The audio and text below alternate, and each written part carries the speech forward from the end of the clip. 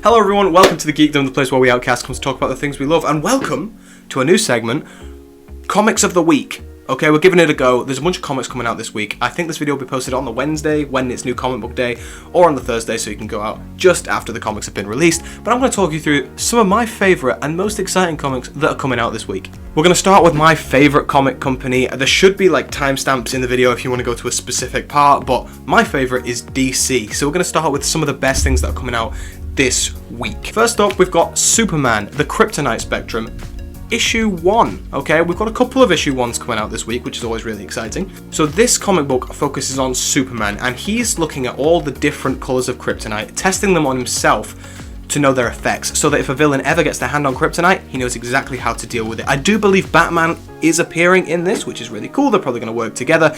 It's by the team that brought you The Ice Cream Man, which is a really popular series. This is a DC Black Label event, which essentially means that it's its own story, it's self-contained, it's not really going to affect the wider universe. When it's done, it's done.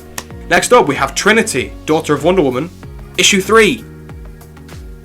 So I haven't actually read much about this series, but I have read a couple of like pages and panels and stuff like that. I haven't actually read a full issue yet, but it follows Trinity, Daughter of Wonder Woman, as the title suggests, and I think it involves quite a lot of time travel shenanigans. I know she went back in time and met Jason Todd in a previous issue, but in this issue, she goes back and meets Wonder Woman, and spoiler alert, causes her death in the past. So I think she has to work with Wonder Woman to stop that from happening and save one. It's a whole thing, a lot of time travel shenanigans, but I know that this book is really popular at the minute.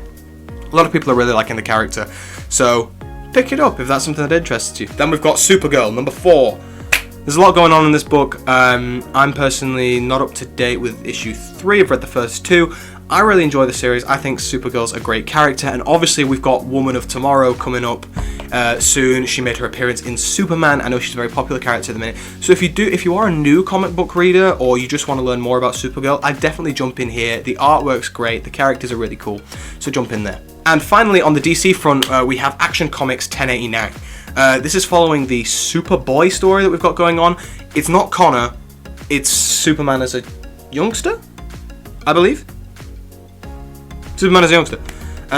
He's made his Metropolis debut, which is pretty cool. And this is going to be a pretty cool one because I do believe in the comic, the Boy of Steel faces a villain who's stronger than him for the first time. So, just like in the Superman movie that's just come out, it had that whole Superman just lost a fight for the very first time. It's going to be something similar, which is pretty cool. Now we're on to Marvel. I know everyone loves Marvel, and so do I. Why not? Okay, so we've got The Ultimates, number 15. Now, I think this will be a popular one because it's the first appearance of a character. Now, they're always really popular, flying off the shelves.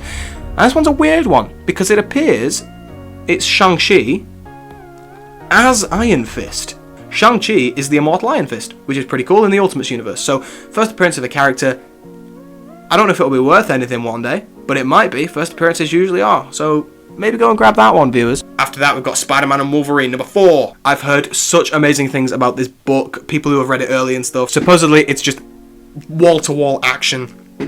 Really great art, a really great dynamic between Peter and Logan.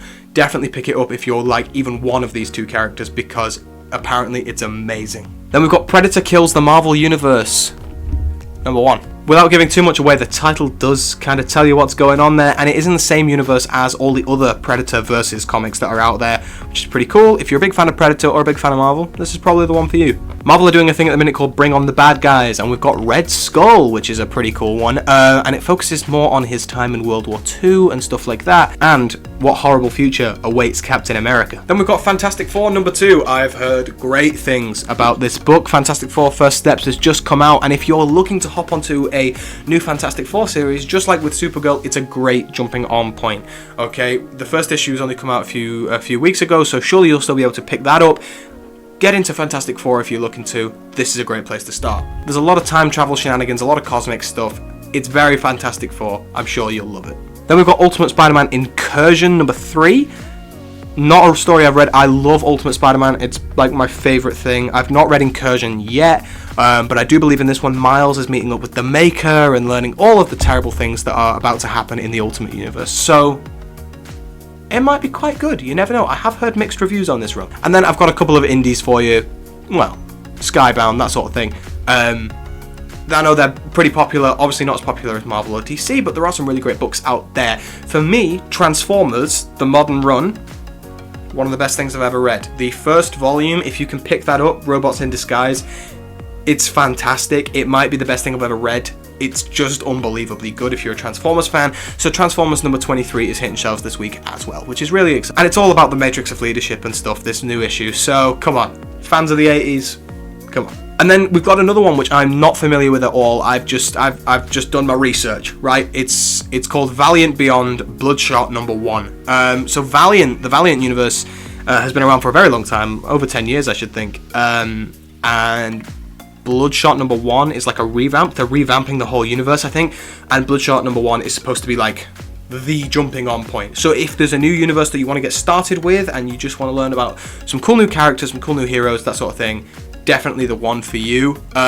It's supposed to be the number 1 to start with in this universe. So go pick that one up. Well, anyway, everyone, thank you very much for watching. I do hope you have enjoyed this little segment. It's been quite fun. I hope to do some more news related stuff like that in the future. If you have enjoyed, feel free to like and subscribe down below. And if you do pick up any of these comics, let me know and tell me what your thoughts are, because I'd love to hear them. Well, anyway, everyone, thank you very much for watching, and I'll see you next time. Bye bye.